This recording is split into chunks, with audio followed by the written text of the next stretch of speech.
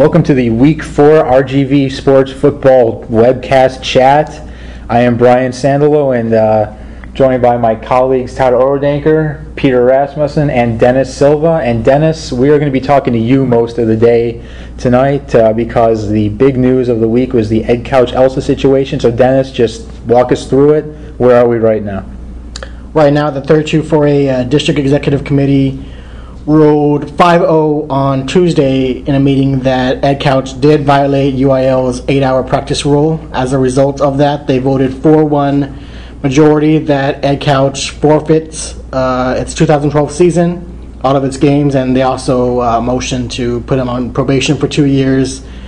So that's where we stand right now with it. Ed Couch will appeal. They're expected to appeal, and the next part is them processing the necessary paperwork and motioning to. They also motioned to meet it, to have it further reviewed by the state executive committee. When's that going to happen? Because this kind of has to be taken care of fairly soon, I would think. It does. Right now, they didn't have a timetable for it. What they did tell me is that as soon as they got the paperwork to Ed Couch, and once Ed Couch processes that paperwork, then everything pretty much flies in motion. So are they going to win? That's kind of the big thing. What's going on? Are they going to win? They're going to play the games business as usual until their appeal is reviewed. So they're going to play the games. There will be a decision. They'll either win or lose. And if the decision is upheld, what games they might have won turn to losses. If the appeal is in their favor, what games they did win will stay wins, and they won't have to forfeit games. So right now it's just business as usual until the SEC comes up with the decision on if they're going to uphold this ruling or not by the DEC of 32-4A. I can't imagine that they're going to let this happen, that the state is going to say, yeah, the heck with Ed Couch's season. They'll still be able to play,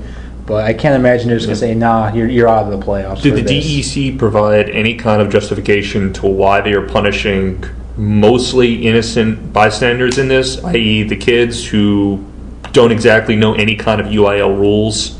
They did not. Basically, what was emphasized is the decision was made on information presented Tuesday, which that was information presented by Ed Couch, also head coach Joe Solis, and whatever response he may have had to the allegations that they did practice 16 hours or more in week 0. So with that, I don't know if the information presented helped them. I don't know if it hurt them. They were pretty much quiet about that since that presentation of the information was in the executive committee and just between them, not any outsiders allowed in. So as far as that, I'm not sure if that did help or hurt, but I imagine with that stiff of a penalty still come to, I imagine it didn't help much. Completely over the top. This is completely over the top, this punishment. You can't punish the kids for something that Joe Solis and the coaching staff did. Now, you can punish the coaching staff, knock yourself out, make them forfeit those non-district games, but to take away a team's season, I mean, yeah, they'll be allowed to play, but to take away their season for this, yes, it's a big deal, but you're not punished. You can't punish the kids. And this is funny because these are the same people last year talking about Hidalgo. We don't want to punish the kids. Yeah. What changed? What's going on here? I mean, that's the NCAA DEC 34A for it. Same stuff. Well, didn't Hidalgo admit their mistakes though? Well, Hidalgo only admitted the mistake after there was a nice big photograph of it in the paper. But if there's evidence, isn't there evidence that Ed Couch also did this stuff? Apparently, but I don't think if there wasn't evidence, I doubt that the DEC would have handed down any punishment. Regardless if there's evidence. There's a big difference. Well, but if you go by what Joe Solis said, they want to fight this. They don't think they did anything wrong. So I'm actually kind of, it's not clear to me whether or not they're fighting whether or not they did anything wrong or they're just fighting the punishment. So you think Solis should just fall on his sword then? Well, I don't know about that. I mean, are you saying he should just quit? I'm not saying quit. I mean, just say, hey, we messed up, but they're not. I think if there's evidence that they did this and they continue to say that they didn't do this, then that becomes the problem. So I understand what they're saying. I understand what you're saying. That this punishment was harsh. It seemed a little bit out of control. I don't know who came up with the punishment. But principals. District principals. The district. I don't know why they came up with this. Maybe there was no one had really seen the evidence other than the principals. Right. So maybe there was a lot more in there. Maybe they're even thinking that the 7-on-7 stuff could get them even more in trouble. Maybe this is a lot worse than we even think about. So you think Hidalgo, we don't know, but Hidalgo had got a plea deal, and Ed Couch is now trying to fight. Ed Couch also, no one from Ed Couch also. They haven't released a statement. All we have is Joe Solis saying they're going to fight this. It seems like they're saying that they didn't do it. So maybe if they dues. Maybe if they come out and say, well, yeah, we did something wrong, maybe people maybe the state executive committee will say, okay, yeah. It still seems a bit extreme, though. Yeah, it still seems extreme, but again, none of us have seen the evidence. I can't imagine what evidence they could have that would justify. Well, no, I'm just saying, but if this is something that maybe they have evidence, that maybe there's evidence that this has been going on for longer, maybe they have evidence as a 7-on-7. When you start adding this stuff up, at a certain point, it's kind of like, well... Then why not just punish Solis? You're right, and we don't know what justification they have for the punishment. We don't at this time. I think he brings up a good point with the 7-on-7 allegations. Reportedly, it involved school personnel, and that's a big no-no. That's a big thing that happened this summer. So it may be a case where they're just Ed Couch Outside just pretty much dug its own grave type of thing, and they have to do something about it. And it's also the point where, by what Solis has said, he's not admitting to these mistakes, and I don't know what the parent had to show as far as his presentation, but apparently it was good enough to where it earned this strict of a discipline. And if Solis is still not admitting his responsibility in this, then it may be something to where the DEC says, okay, well, this is what you're going to have to deal with then. Regardless of that, even if the OC or the DC, whoever was involved in the 7-on-7 stuff, and Joe Solis, these guys knew they were practicing too much, and they knew the 7-on-7 stuff. So punish them, fire them, suspend them, and then maybe an assistant or parents or somebody else coaches the team. At least give the kids a chance to play their season, and they put in all this work for 4 years. Give them a shot. little bit more work than maybe they're supposed to. Possibly, but unbeknownst to them.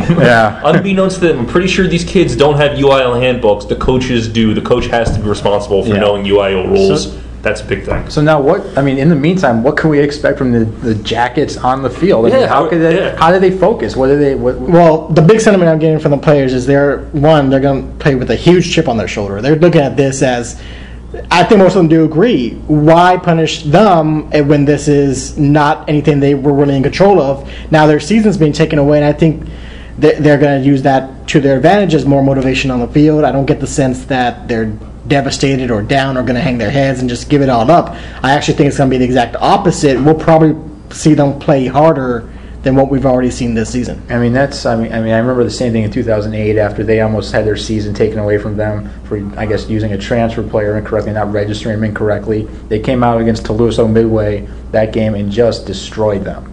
That's a very good Ed Couch team, better than this one, but they played above their heads that game. They played like they were trying to prove something. Maybe that's just something in the Ed Couch community that when they're, treated this way, they kind of rise up. It's a small community, a small town. Everything kind of builds around the football team, like a lot of these towns do. And so when you try to kind of come out them, everybody gathers together, and we'll see how they do against the Roma Gladiators. It'll be a very interesting atmosphere Friday night at the Black Hole. Yeah, they have they have a us against the world mentality before this. I can only imagine how bigger that gets under the current situation. Yeah, totally reshapes the district race, though, if they're out. It does. Yeah, and now I guess, obviously that's one thing to look forward to this week, but there's a couple other very interesting games. Todd, I know in your district there's a fairly big one at 35A. On paper, 35A tomorrow, Sharyland at Annenberg Economides, number 1 versus number 8. Interesting one. You have a passing team in Sharyland, high-flying offense against a ground and pound, old wing T style in Annenberg Economides, so two contrasting styles playing out at Cat Stadium. Peter, you used to cover at least Sharyland, not too familiar with Annenberg, but what do you see out of Sharyland? Do you think this is a letdown game for them on a Thursday on a short week? No, I don't. They're going to roll? They're going to roll. I agree, too. I think they're going to roll. I don't think Annenberg is going to be able to kind of slow down this offense. It's a little too much for them, but, And then in 31-5A, I think a game that contrasted styles. Speaking of that. Yeah, speaking of that, another one, God, it's such an easy angle. You have McAllen Row against San Benito. San Benito, the all-world, or at least all-valley world defense. Heck of a defense. Heck of a defense against McAllen Row, which scored, I don't even want to say it, their season high in points. 6,000 points against Pace. Sure, let's go with that. Yeah, but they put up points against that's an interesting game. I like those. I like games where there's a contrast in styles. But let's see how good San Benito's defense is. They shut down Memorial. They shut down Harlingen. You figure if they can shut down PSJ Memorial, they should be able to handle McAllen Row. Yeah, but McAllen Row is explosive. They have the so-called NASCAR offense. I don't know what that means. They're fast. Quickly. You know who we could ask about that? I don't even want to. Oh, yeah. Oh, yeah. That's right. Yes, I'm not into NASCAR, so I'll just let that go. And 32-5A. now moving on to 32-5A. I know that's the district that everyone's watching, at least me for one. You got Brownsville Hannah and you Brownsville veterans. You're wearing Hannah Brown tonight. I am. I'm sporting my Hannah colors. Yeah. So unintentionally. I mean, is veterans good? What's going on? Is Brownsville veterans good? The people in Brownsville seem to think so. The Brownsville veterans people seem to think so. For everybody else, the jury's still kind of out. They still have to prove it. They came close against Harlingen South. Yeah, great. Awesome. Fantastic. I guess we need to see a win before you're impressed. Yeah, I mean, let's see them beat a team that's not Brownsville. I mean, I got to be. They're not going to be able to accomplish that this week. I know. I'm just saying, and it's kind of hard to take those teams, really hype them up that much. Well, yeah, but they're going to get Los Fresnos. They're going to get Harlingen later, and this is kind of their first real big home game. Two Brownsville teams playing each other. I know from experience that those games can get a little intense, so we'll see how they handle that kind of atmosphere. Should be a good crowd on hand at Sam Stadium, the Vortex as we call it. So the Vortex. The Vortex is Sam Stadium. Everything gets sucked into there. So. I will remember that. Now we don't want to finish. We don't want to forget about 32-4A. There's actually a couple other fairly interesting games in 4A besides Roma. Besides the Roma Ed Couch game, you got Mission Vets at Mercedes, and you've got Mission High Valley View. Peter, you covered Mission last couple of years. Is this just a product of them being a 4A team, or are they actually kind of a pretty good team valley-wide this year? Well, I think it's a combination of both. From what I understand, they have a pretty good team, good crop of kids coming back, and a lot of the same kids. The names are very familiar from last year, and I think they just do better in 4A. I mean, before they moved to 5A, they won that district. They were a pretty good team that year. They won that district. So I think it's a product of both. I guess the Valley View game, I guess this is a game for Valley View to see if they can prove that they are legit. And I think they're really open eyes if they beat Mission. Yeah. Are they? I mean, are they? Valley View, if they are able to come away with the win, that speaks huge volumes for them. Mission defense is the top in the valley, and also their offense came around in the second half of that Toloso Midway game before their bye week last week, and they said they're going to some of that offense, and if that's the case, their quarterback, their passing game looked really well, not just the run game, but the passing game also. So that's something to look for, but Mission's for real, and Valley View, this is big for them just to see exactly how good they are, and Mission Vets at Mercedes is the game of the week for a reason. That's another contrast of styles, aerial versus the ground game, so we'll see. Should be very interesting. Obviously, you can follow that game, all the other games on rgvsports.com, our Twitter account, which is at rgvsports. Like us on Facebook, and be sure to keep track of the RGV Week 4 hashtag on Twitter. Once again, thank you for joining us, and I hope we made your 13 minutes or so worthwhile. Thanks.